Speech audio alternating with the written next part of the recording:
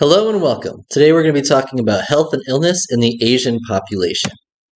So again, as we talked about in the Native American lecture, we have to have a big understanding of race, and we have to take a biopsychosocial approach to race, and we have to be looking at biological differences between groups of people. We need to be looking at how race influences the structure of the brain and your cognitions and the way you think, and then we also need to be looking at how race was socially constructed and how race is socially influences our cultural perspectives. Okay? So today we're going to be talking about Asian Americans, but again, the real question is, what does it mean to be Asian American? Because Asia is pretty much half of the planet. Therefore, that means half of the planet can be categorized as Asian. And so do you agree that someone from China is the same race as someone from India? And do you agree that someone from Japan is the same race from China? And how do people in Asia feel about us categorizing them according to such criteria, for example? Okay? And again, the difference between race and ethnicity is race is based upon biological differences, ethnicity is based upon cultural differences. But again, to really understand biology and race, we have to recognize that people have been blending for a very long time.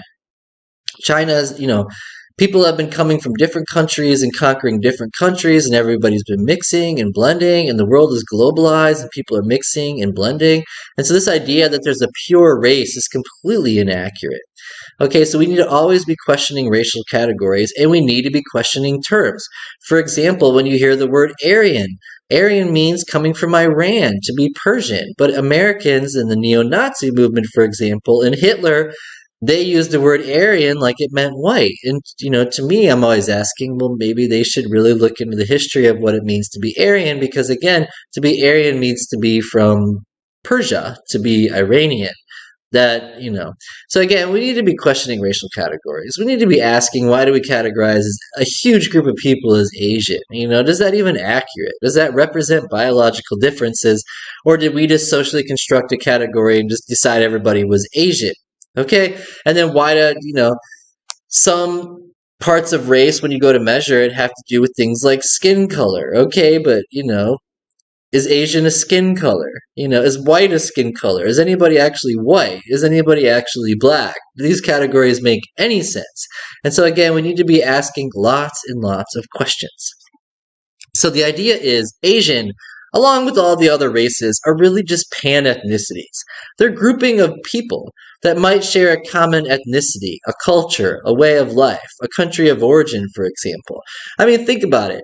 If you're categorized as white, it's a pan-ethnicity. I mean, it's people from Asia, hence Russia, to Europe, which is also part of Asia. Why is Europe considered a separate continent? And then North America, to New Zealand, to Australia, to Latin America, to South Africa, to North Africa, to the Middle East. I mean, white covers a huge range on the planet. Does it actually biologically account for differences in races, or is it really just one big ethnicity? Same thing with Hispanic. Hispanic is not a race. Hispanic is a blending of a bunch of people from a bunch of different countries, okay? So Asian is also a pan-ethnicity. It's a grouping of people from dozens of countries, okay? Now, as with most races in the United States, the story of prejudice and discrimination against minorities goes back hundreds of years. Asians were not spared prejudice and discrimination. Asians began to migrate here in the 1800s. They had been coming here before, but the bigger migration started in the 1800s, okay? But then by about 1880, anti-Asian prejudice and discrimination resulted in the Chinese Exclusion Act. The Chinese Exclusion Act literally took citizenship away from Asians. So anyone who identified or was categorized as Asian and had been in the United States and had been a U.S. citizen, they took their citizenship away. Okay? Now, it started as the Chinese Exclusion Act, but all Asians eventually got encoded under this umbrella of the Chinese Exclusion Act, and Americans then, engaged in prejudicial and discriminatory policies toward Asians all the way until the 1930s and the beginning of World War II, when we finally needed some help. Okay, so The Chinese Exclusion Act is another thing that the American government has apologized for, along with the treatment of Native Americans, along with the enslavement of African Americans. We have apologized for the Chinese Exclusion Act, okay? So again, the history of the American Asian experience when it comes to prejudice and discrimination is not beautiful.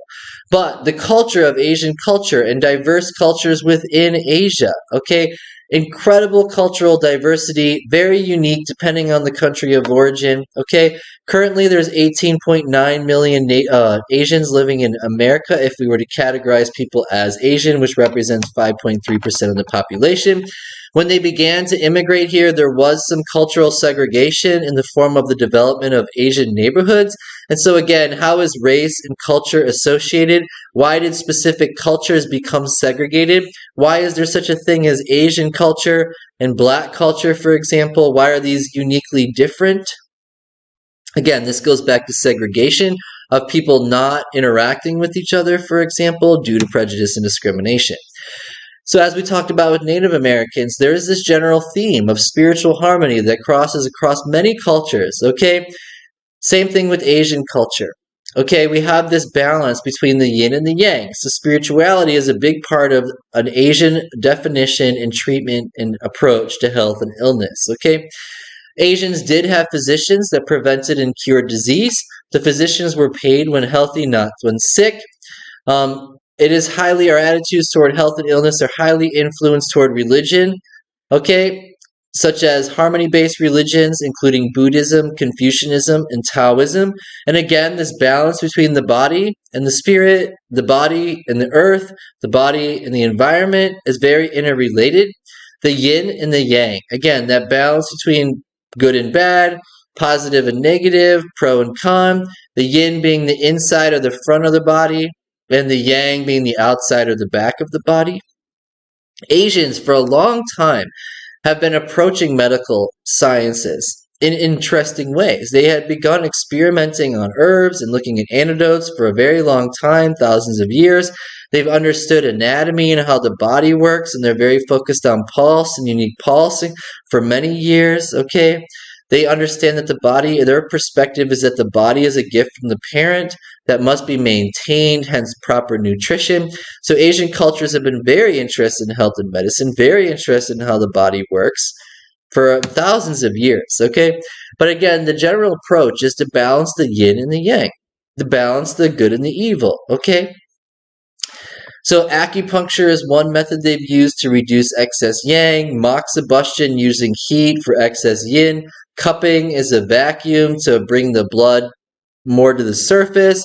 They use bleeding with leeches, massage, push and pull. These are all classic traditional methods to help with health and healing.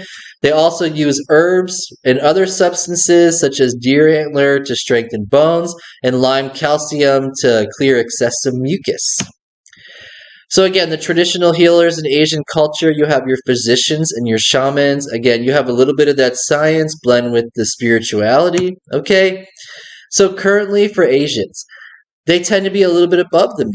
Okay, so yes, prejudice and discrimination did historically exist for Asians for a while. However, that has reduced. And then as that has reduced, Asians have been able to rise up the social class ladder and reduce their levels of poverty over time. Much of this is due to the education level arising, but this doesn't go for all Asians, okay? Southeast Asians, for example, tend to have a little bit lower rates of educational attainment, a little bit higher rates of poverty than someone from China or Japan, for example, okay?